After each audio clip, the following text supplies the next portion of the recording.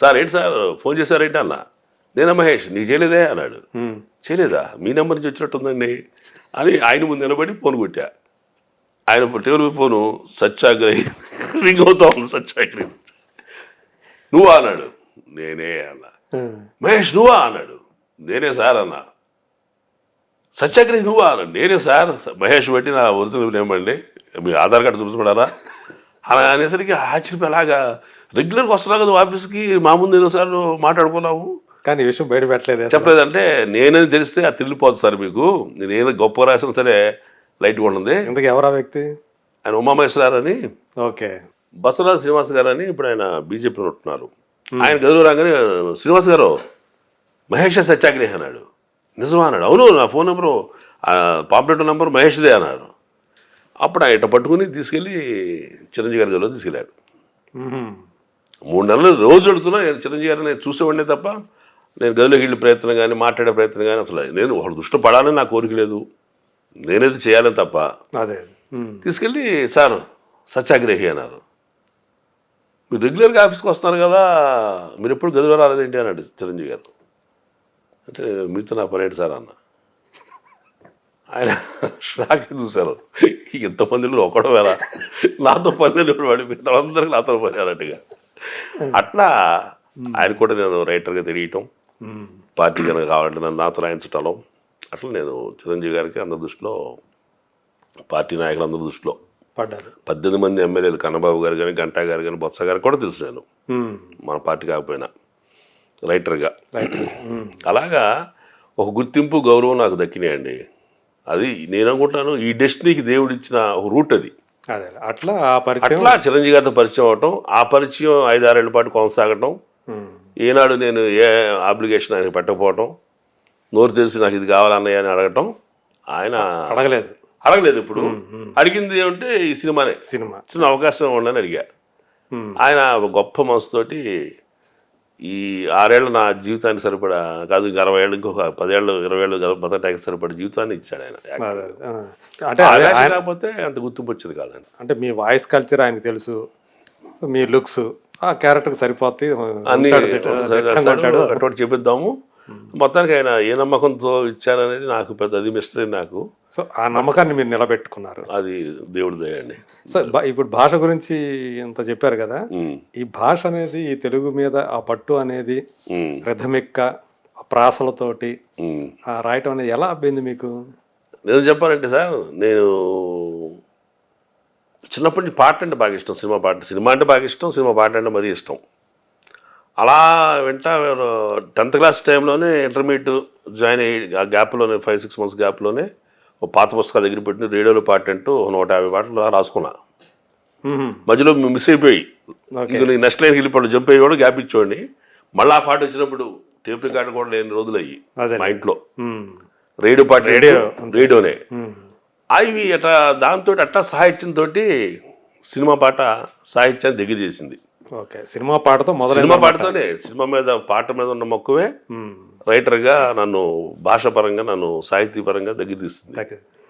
అట్లా అట్లా పాటల మీద మక్కువతోటే నేను భాష మీద ప్రేమ పెంచుకున్నాను. అట్లా మళ్ళీ సినిమా వదిలిపెట్టి నేను మధ్యలో రియల్ ఎస్టేట్ బిజినెస్ స్టార్ట్ చేశాను. మెడ్రాస్లో నుంచి బ్యాక్ వచ్చేసి హైదరాబాద్లో 96లో 10 సినిమాలు చేశారన్నారు కదా, ఎందుకు వెళ్ళిపోయారు మళ్ళీ వెనక్కి? అంటే మా బ్రదర్కి కొంచెం హార్ట్ ఎన్లార్జ్మెంట్ అయింది సార్. మా అన్నయ్య గారికి సిక్కారు. ఆయన బెడ్ రిడన్ పరిస్థితి, కుటుంబాన్ని చూడాల్సిన పరిస్థితి. సిస్టర్ మ్యారేజ్ తనకు అప్పులు కొన్ని ఉండే. ఓకే, అంటే ఆయనకి అప్పటికి మ్యారీడ్? ఆయన మ్యారీడ్, పిల్లలు కూడా ఉన్నారు, చదువుకునే పిల్లలు ఉన్నారు. 10th క్లాస్ 8th క్లాస్ 2 పిల్లలు ఉన్నారు. మా చెల్లెలు పెళ్లి దాకా అప్పులు కొన్ని నాకు ఉన్నాయి, నేను పర్సనల్గా చేసినవి. ఇవన్నీ తీర్చాలంటే ఇక్కడేమో ఆ రోజుల్లో నేను యాక్ట్ చేసి 500 రూపాయలు ఇచ్చేవాళ్ళం. అంతే ఒక సీను ఒక రోజు యాక్ట్ చేసామంటే ఆర్టిస్ట్గా ఆ గొప్ప అమౌంట్. అది రోజుకి 500 రూపాయలు. ఈ ఎన్ని 500 పోగు చేస్తే ఈ లక్షల రూపాయలు అప్పు తీరుతాయి, కుటుంబాలు బాగుపడతాయని నేను ఇంకా కొంతకాలం మనం 10 సినిమాలు చేస్తే 10 సినిమాలకు అలాగే తీసుకున్నారా 500? అంతే. ఆ రోజున మా ఆర్టిస్ట్ కంటే ఆ రేంజ్ ఉండేది. డైలాగ్ చెప్పే ఆర్టిస్ట్కి 500 రూపాయలు ఇచ్చేవాళ్ళం. ఎంత పీరియడ్ ఇదంతా? అంటే ఎంత పెట్టి 3 years ఉన్నాను మెడ్రాస్లో. 3 years అంతే ఉండేది. ఆ ఒక్క సీన్ తోటి మా సినిమాలో అవకాశం లేకుండా పోయేది. అది 6 నెలలు పట్టేది రిలీజ్ అవడానికి. అట్లా పెద్ద సంపాదన పెద్దగా లేదు. నేను సంపాదించుకుందే ఖర్చు పెట్టాల్సి వచ్చింది. ఈ చివర ఉన్న డబ్బులు కూడా అయిపోయి లాస్ట్ పై కూడా అయిపోయే పరిస్థితి ఉన్నప్పుడు ఇక వద్దు, లైఫ్ డిస్టర్బ్ అయిపోతాం. ప్లస్ వెనక బంధనాలు పెరుగుతున్నాయి, బాధ్యత మీకు పెళ్లి పెళ్లి కాల. సరే నేను ఎదురకపోయినా సంపాదించి ఈ కుటుంబాన్ని నిలబెట్టాలి, ఫ్యామిలీ నిలబెట్టుకోవాలి, ఎనిది బయటపడాలి అని చెప్పి ఫాదర్ లేరు, మదరు, తమ్ముడు, చెల్లి పెళ్లి చేసాము. నేనే మెజారిటీ షేర్ తీసుకున్నా ఖర్చులో, బాధ్యత ఎక్కువ తీసుకున్నారు. బాధ్యత. సో ఎన్ని ఉండటం చేత ఇక నేను ముందుగా అడుగులేకపోయా, ధైర్యంగా ఉండలేకపోయా. నా వరకు నేనైతే బతికేసేవాడిని. నలుగురు బతికించాల్సి వచ్చేసరికి వెదిరిగాల్సి వచ్చింది. తృణప్రాయంగా ఎంతో మక్కువ తెలియని వాడిని తృణప్రాయంగా వదిలిపెట్టేసి మళ్ళీ షార్ట్ టైంలో డబ్బు సంపాదించాలి న్యాయబద్ధంగా అని చెప్పి ఏందా అనుకుంటే రియల్ ఎస్టేట్ స్టార్ట్ అవుతున్న అంకురిస్తున్న రోజులయ్యి, అప్పుడే 94, 94, 92, 93 ప్రాంతాలు అయ్యి. అప్పుడు రియల్ ఎస్టేట్ మార్కెటింగ్ చేయటం మొదలుపెట్టి అతి స్వల్ప కాలంలోనే మళ్ళీ లక్షలు సంపాదించి ఈ అప్పులు తీర్చేసి అన్నయ్యకి నెలకి 2000, 3000 పంపిస్తా. మళ్ళీ మెడ్రాస్ వెళ్ళాలనే ప్రయత్నంలో ఉండగా తమ్ముడు పెళ్లి చేసేసి అప్పుడు హైదరాబాద్ హైదరాబాద్ ఉన్నా. ఇదంతా రియల్ ఎస్టేట్ ఇదంతా హైదరాబాద్ చేశా మార్కెటింగ్. నేను ఏజెంట్గా చేసి ఈ లెర్నింగ్లో 2-3 ఫ్రెండ్స్ కలుపుకొని నేనే కంపెనీ పెట్టా. మళ్ళీ సినిమా తమ్ముడు మ్యారేజ్ కూడా చేసేసా నేను పెళ్లి చేసుకోకుండా. ఇది మెడ్రాస్ వెళ్ళాలి, మళ్ళీ సినిమా ట్రై చేద్దామని దృష్టి అయితే అటువైపు అదే ఉంది. ఈ బాధ్యతను తీర్చుకుని మళ్ళీ యుద్ధరంగం ఇప్పుడు అంటారు అని చెప్పి వెళ్దామని అనుకుంటే డెస్టినీ అట్లా ఉంది.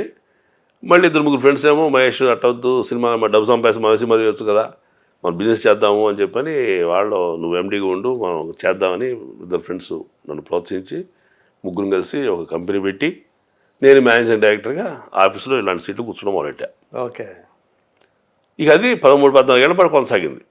రియల్ ఎస్టేట్ వెంచర్స్ చేసాము. అంతా కొనసాగుతున్న టైంలో పొద్దున్న 10 o'clock ఆఫీస్కి వెళ్తే రాత్రి 10 గంటల దాకా ఆఫీస్ నుంచి వచ్చాడు కాదు. సీట్లు కూర్చోవాలి. ఎందుకంటే 30-40 మంది ఏజెంట్స్ వర్క్ చేసేవాళ్ళు. ఎవరెవరు ఏదో టైంలో వస్తుండేవాళ్ళు ఆఫీస్కి, ఏదో పర్పస్తో వస్తుండేవాళ్ళు. కస్టమర్ తేవచ్చు. ఎండి గారు ఇంటికి భోజనానికి వెళ్ళారు, 1 గంట పడుకుని వస్తారు అంటే వీడు కస్టమర్ జారిపోతారు కదా. సో నేను గాల వేసిన వేటగాళ్ళగా అట్లా పట్టు కూర్చున్నాడు అన్నమాట ఆఫీస్ని. మళ్ళీ మన ఇంటికి వెళ్తే వస్తే పోకుండా చేపలు పట్టాలి ప్రయత్నం. అట్లాగా నేను ఉండటంతో most of the time ideally కూర్చున్నాను ఆఫీసులో. సుడోకు ఆడేవాడిని, పేపర్ దక్కన కణాకులు పేపర్ అంతా చదివేవాడిని. ఎన్ని చేసినా ఇంకా టైం పాస్ అయ్యేది కాదు నాకు. వెళ్ళిన కస్టమర్ రామోజీ ఫిల్మ్స్ దగ్గర వెంచరు, ఇక్కడ కారు ఎక్కిస్తే ఆడు తిరిగి వచ్చి 4 గంటలు పడుద్ది. ఆడు కొంటాడకుండా అనేది మన హెడ్ అండ్ టైల్ అంతే, లాటరీ లాగా. ఈ యొక్క మెంటల్ టెన్షన్ని డైవర్ట్ చేయడం కోసం ఏదన్నా రిక్రియేట్ అయ్యే ఆలోచన చేద్దాం అనేది, కథలాద్దాం సరదాగా ఆనందంగా వచ్చే టైంలో మనం కొన్ని లొకేషన్ తిరిగి రావచ్చు ఊహల్లో అనుకుని టైంపాస్ కోసమే నేను పెన్ను పుచ్చుకుని ఒక కాగితం అని చెప్పి కాగితం తీసుకుని ఒక కథ రాయడం మొదలెట్టాను. ఆ రాసిన కొద్దీ ఈ 4 గంటలు 5 గంటలు తీసుకుంటారా, నేను నాకు టైంపాస్ అవుద్ది ఇక్కడ అని నేను చాలా టైంని పర్పస్ఫుల్గా స్పెండ్ చేసేవాడండి. అట్లా ఫస్ట్ కథ నేను కొత్త పొంతులను రాసి స్వాతికి పంపించాను. అది ప్రింట్ అయిపోయింది. మొట్టమొదటి కథ ప్రింట్ అయిపోయింది. నేను రైటర్నా, మళ్ళీ విషయం ఉందా, అది ఒకసారి మంచి కథ రాయాలని చెప్పని ఇట్లాగా నేను 17 కథ దాకా స్వాతి వీక్లీస్ అండ్ మంత్లీస్లో నా కథలు వచ్చినాయి. అట్లా రైటర్ అయ్యా. టైం పాస్ చేయడం కోసం రైటర్ అయ్యా. భాష అనేది అక్కడ అట్లా కూడా అట్లా ఉపయోగపడిందండి. అట్లా ఉపయోగపడింది. అంటే మామూలుగా చదువుతూ ఉండేవాడిని పుస్తకాలు చదవటం ఇంట్రెస్టే. నవలలు చదివేవాడిని, చాలా తీవ్రంగా దాన్ని స్పందించేవాడిని. ఒకసారి మల్లాది వెంకటకృష్ణమూర్తి గారితో మొన్నే చెప్పే ఫోన్లో కూడా మల్లాది గారు మిస్టర్ వి రాశారు. అవును, మిస్టర్ విలో చదివిన తర్వాత సడన్గా ఒక ఎపిసోడ్లో ఆయన మిస్టర్ వి ఎవరో చెప్పేశాడు. ఆయన నాకు పెద్ద క్రాక్ అయిపోయింది. రైటర్గా ఈయనకి హక్కు ఉంది చెప్పటానికి, క్యారెక్టర్ కదా పట్టుకోవాలి. యజ్ఞమూర్తి గారు చాలా డీసెంట్ పర్సన్ అనుకుంటున్నా, కాదు ఆయన ఒక ఇల్లీగల్ మాఫియా నడుపుతున్న విషయం నేను తెలుసుకుని షాక్ అయితే కదా ఆడియన్స్ లీడర్స్ షాక్ అవుతారు. అగ్నిమూర్తి గారు దొంగ, అగ్నిమూర్తి గారు మాఫియా నడుపుతున్నాడు అని రైటర్ రాసేస్తట్టగా, ముందే రాసేస్తే చెప్పి రాసి నువ్వు చెప్పేసట్టగా అనుకున్న టైంలో విశాఖపట్నంలో ఒకడు ఉద్యోగం చేసేవాడు నేను.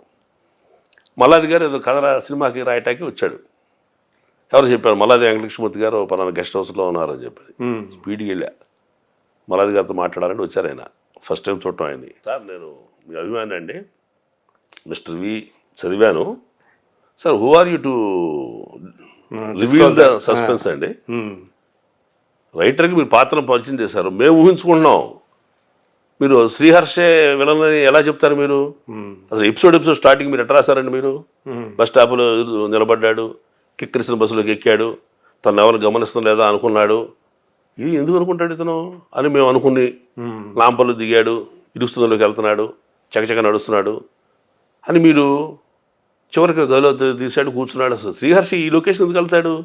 ఇరుకు గదిలోకి ఎందుకు వెళ్ళాడు? పాత బూజు పెట్టిన గదిలోకి ఎందుకు వెళ్ళాడు అని మేము